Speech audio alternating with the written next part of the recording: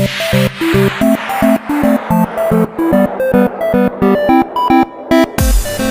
And welcome all my dear student. तो आज एक नया टॉपिक स्टार्ट करेंगे। The name of topic is metallurgy. I think ये 10th science and technology part first का 8th chapter है। इससे पहले हमारे 7 चैप्टर पार्ट फर्स्ट के हो चुके हैं, प्लेलिस्ट में अवेलेबल है, देख सकते हो। और पार्ट फर्स्ट या पार्ट सेकंड का एक चैप्टर हो गया है, towards the green energy. Okay, तो 7-8 दिन से हम यूट्यूब पे गायब थे और इन 7-8 दिनों में मैंने रियलाइज़ किया कि ऑल द यूट्यूब सब्सक्राइबर्स और my students are like family to me. I miss you a lot. Okay, मेरी तबीयत ठीक नहीं थी एक्चुअली, इसलिए मैं थोड़ा सा तबीयत में बिजी था। तो आज का ये जो वीडियो है थोड़ा सा छोटा वीडियो होने वाला है, लेकिन ये इसलिए बनाया मैंने आज, इसलिए बनाया क्योंकि मैं आपको बताना चाह रहा था कि चलो अब शुरू हो गए, हम फिर से शुरू हो गए। My health is well, I am fine, अब शुरू करते। ठीक है, तो छोटा सा वीडियो है सिर्फ ये बताने के लिए कि अब कल से वीडियोस बड़े बड़े आएंगे, अच्छे से लेक्चर आएंगे सारे स्टैंडर्ड के। ठीक है, तो चलो शुरू करते हैं एक नया chapter. The name of chapter is metallurgy. Metallurgy मतलब क्या होता है? एक प्रोसेस होती है जिस प्रोसेस से हम क्या करते हैं, मेटल को प्यूरिफाई करते हैं।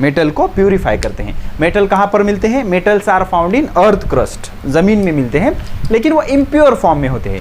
उसको प्योर करने के प्रोसेस को आप कैसे प्योर करते हैं, और क्या होते हैं, मिनरल क्या होती है, सारी चीज़ें धीरे धीरे हम पढ़ेंगे।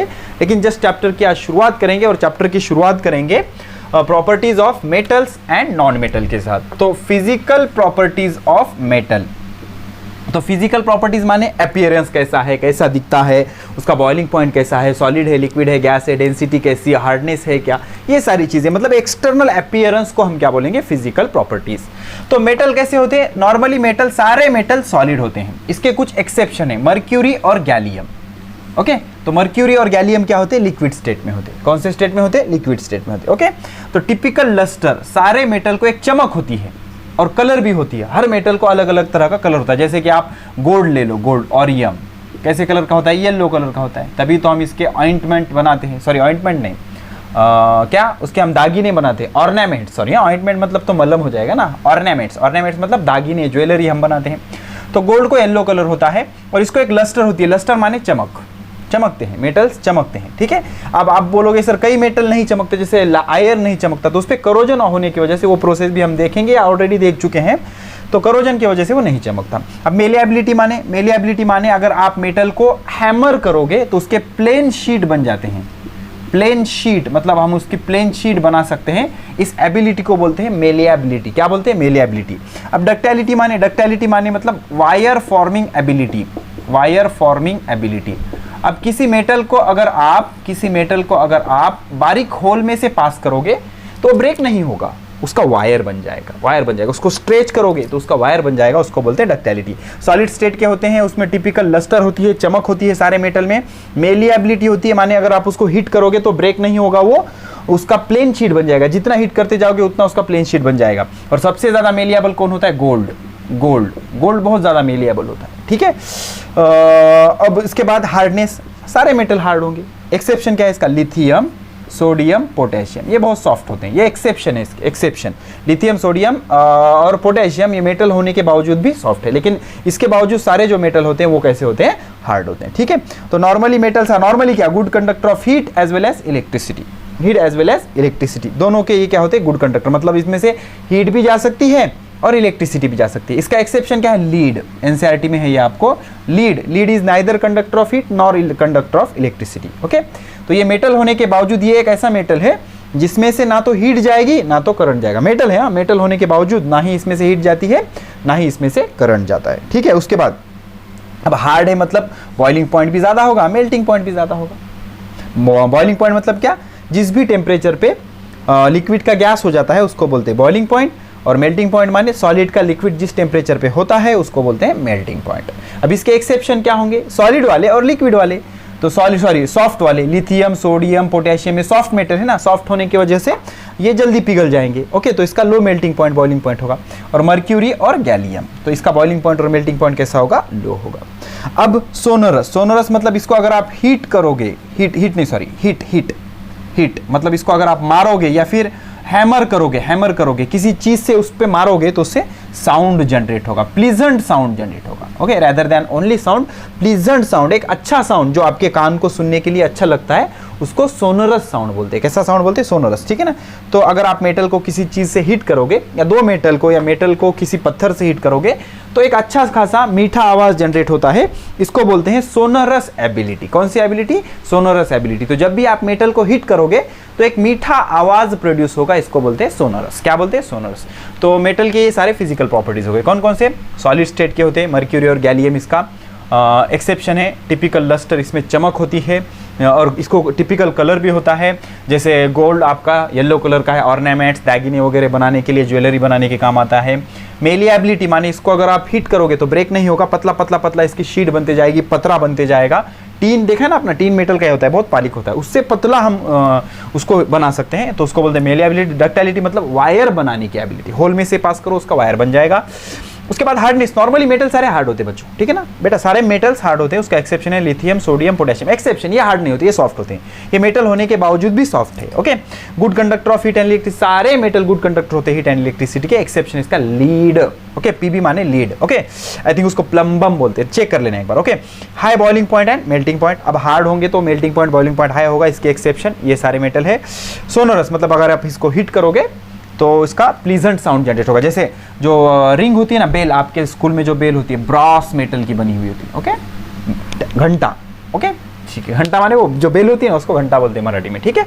तो these are the physical properties of metal. Now let us move out to physical properties of non metal. Non metal, how to identify metal and non metal from their electronic configuration, ठीक है। तो valence shell में अगर 4 से कम electron होंगे, 4 से कम electron होंगे तो वो मेटल रहेंगे, वो सारे मेटल रहेंगे। 4 से ज़्यादा इलेक्ट्रॉन रहेंगे तो वो नॉन मेटल रहेंगे, और 4 रहेंगे तो वो सेमीकंडक्टर है या मेटल है, जिसमें मेटल और नॉन मेटल दोनों की एबिलिटी हमने देखा है, बहुत बार देख चुके हैं, ठीक है। अब उसके बाद नॉन मेटल तीनों स्टेट में मिलेंगे आपको, गैस, सॉलिड एंड लिक्विड, ठीक है। लिक्विड कौन होता है? ब्रोमीन। ओके, ये थोड़ा सा एक्सेप्शन भी बोल सकते हो इसका।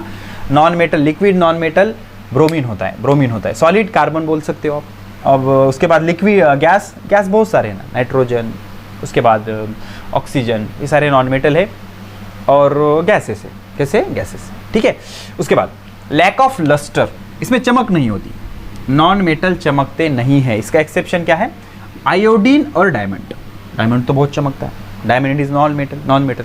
अब डायमंड के बारे में एक चीज समझ लो, पहले आप क्या करो, यहाँ पर मुझे स्पेस चाहिए थोड़ा सा, ये लिख लो आप, पॉज करके स्क्रीनशॉट ले लो, बाद में लिख लेना। हो गया? चलो ठीक है, देख लो आराम से समझो।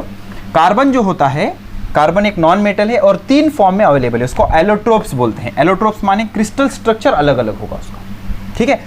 बेसिक एक ही कार्बन से ही बना होगा, तो कार्बन 3 तरीकों से अरेंज होकर 3 टाइप के आपके स्ट्रक्चर मिलते हैं। एक होता है ग्राफाइट, एक होता है ग्राफाइट, दूसरा होता है डायमंड, डायमंड, और तीसरा होता है फुलेरीन, फुलेरीन, ठीक है। अब देखो, डायमंड भी कार्बन है, ग्राफाइट भी कार्बन है, फुलेरीन भी कार्बन है, लेकिन तीनों का फिजिकल अपीयरेंस अलग अलग है। जैसे ग्राफाइट माने पेंसिल की लीड, पेंसिल की जो लीड होती है ब्लैक कलर की होती है, ये कार्बन ही बेसिकली, लेकिन ये ऐसा होता है, अरेंजमेंट का बदल फर्क है उसमें। डायमंड तो चमकता है, ओके, इसमें चमक होती है, लस्टर होता है, तो ये एक ऐसा नॉन मेटल है जिसमें चमक है, जिसमें चमक है। और फुलेरिन ट्रीटमेंट के लिए यूज होता है, ट्रीटमेंट ऑफ कैंसर के लिए, या फिर इसका यूज आप ओके ट्रीटमेंट ऑफ कैंसर में कर सकते हो, ठीक है। कई बार कई कार्बन के एलोट्रोप लुब्रिकेंट में भी यूज होते हैं, ठीक है ना। तो आयोडीन भी चमकता है और डायमंड भी चमकता है, तो नॉर्मली इसमें चमक नहीं होती, इसका एक्सेप्शन है आयोडीन और डायमंड, याद रखना, बहुत इंपॉर्टेंट है कॉम्पिटिटिव एग्जाम के लिए। उसके बाद ब्रिटलनेस, ठिसूड़पना, ठिसूड़पना यानी जैसे चॉकपीस होता है ना, उसको हैमर करोगे ब्रेक हो जाएगा, इसमें ना डक्टिलिटी होगी ना मेलिएबिलिटी होगी। तो किसी भी नॉन मेटल को अगर आप हिट करोगे, जैसे कि कोयला, कोयले को हिट करो ब्रेक हो जाता है वो कार्बन, ओके, ब्रेक हो जाएगा। बैड कंडक्टर ऑफ हीट, इसमें से हीट कंडक्ट नहीं होती, ओके, इसका exception heat and electricity, heat और इलेक्ट्रिसिटी कंडक्ट नहीं होती, इसका एक्सेप्शन है ग्राफाइट। इसका एक्सेप्शन क्या है? ग्राफाइट।